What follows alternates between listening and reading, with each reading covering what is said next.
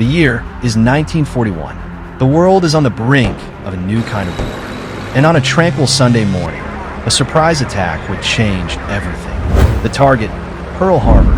The attacker, Japan. But why? Why would a seemingly isolated island nation take on the industrial might of the United States? The story isn't just about a single day, it's a decade in the making. And the backstory is unveiled right now. To understand Pearl Harbor, we have to travel back in time, not just to 1941, but to the 1930s. The world was in the grip of the Great Depression, and nations were desperate. For Japan, a small, resource-poor island nation, the answer to their economic problems seemed to lie in one word: expansion. Imagine Japan in the 1930s. They are a growing empire, but they lack the raw materials to fuel their industry, things like oil, iron, and rubber. They looked to their neighbors, and they saw a solution. In 1931, they invaded Manchuria, a region in northern China rich with resources. This was a big deal. The rest of the world, especially the United States, was not happy about this. They saw it as an act of naked aggression. But Japan didn't stop there. Their ultimate goal was to create a Greater East Asia co-prosperity sphere, a fancy name for a Japanese-led empire that would control Asia's resources and push out Western influence. The war with China was a long and brutal one, starting in earnest in 1937. It was supposed to be a quick victory for the technologically superior Japanese army. But the Chinese forces, though outmatched, refused to give up. They were a massive nation with a seemingly endless supply of soldiers, and they drew the Japanese into a prolonged, costly conflict. This war bogged Japan down, draining their resources and forcing them to become even more desperate for the raw materials they needed to keep fighting. Japan's military machine was like a hungry beast, and the U.S. was about to cut off its food supply. By the late 1930s, the U.S. started to get more serious. They began to cut off trade with Japan, hoping to pressure them into changing their ways. This is where the story gets really tense. The U.S. trade embargoes, especially the one on oil, were a major blow to Japan.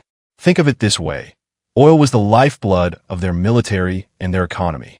Their planes, their ships, their factories, they all ran on oil. And now, the tap was being turned off. By 1941, Japan was in a tight spot. They had two choices: either give in to American demands and pull out of China, which would be a massive blow to their national pride and their expansionist ambitions, or find a way to get the resources they needed, by force if necessary. And where were the resources they needed? Primarily in Southeast Asia, in places like the Dutch East Indies, rich with oil. But there was a problem, a big problem. Standing in Japan's way was a powerful American presence in the Pacific. The U.S. had a huge naval fleet based in Hawaii, at a place called Pearl Harbor. They also controlled the Philippines, which was a strategic military base right in the middle of Japan's planned expansion route. So, Japan saw the U.S. as a massive threat, a roadblock to their ambitions. The U.S. was a sleeping giant, and Japan believed that if they were going to continue their expansion, they had to deal with this giant first. Japanese military leaders, led by the brilliant Admiral Isoroku Yamamoto, devised a plan. They believed that a surprise, knockout blow against the American fleet at Pearl Harbor would cripple the U.S. Navy for long enough to allow Japan to seize the resources they needed in Southeast Asia and build an impenetrable defense perimeter. They thought that after a decisive blow, America would be so demoralized that it would sue for peace, leaving Japan to dominate the Pacific. This was a massive gamble. The plan was to attack without a formal declaration of war, hoping to achieve total surprise. They saw it as a preemptive strike, a necessary evil to ensure their nation's survival and dominance. And what a surprise it was.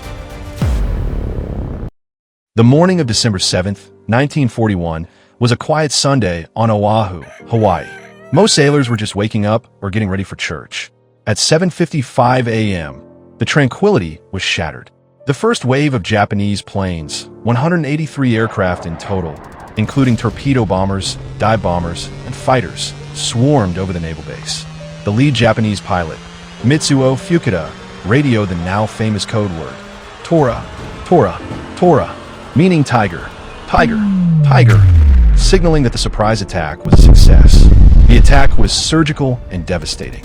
The Japanese torpedo bombers flew low, dropping specially designed torpedoes into the shallow waters of the harbor, targeting the American battleships moored in what was known as Battleship Row.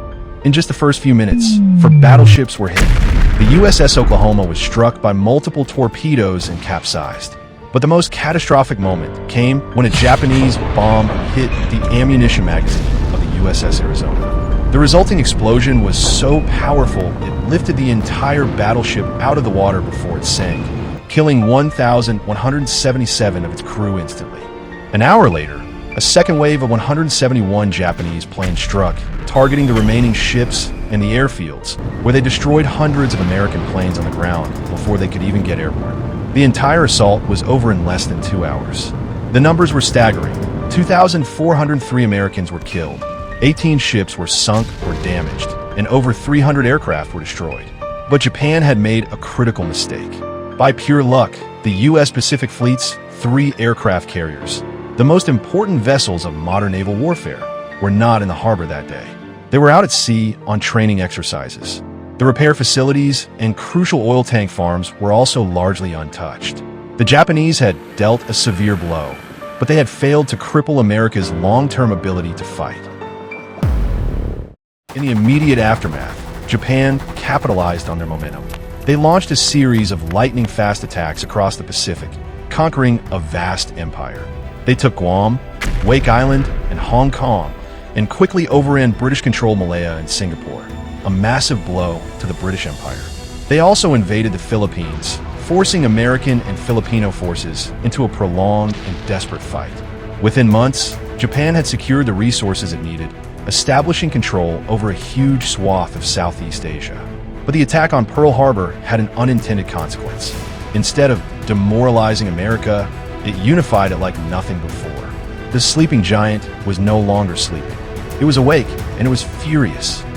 President Franklin famously called it a date which will live in infamy.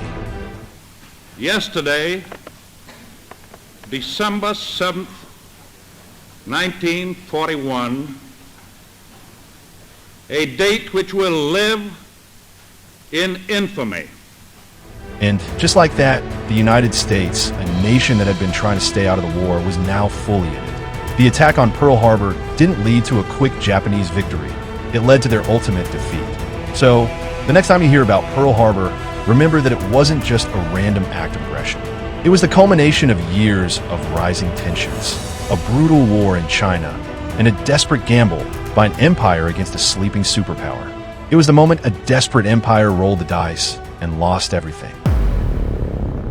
Join us next time on the Backstory Unveiled, where we explore the hidden histories behind the world's most pivotal moments.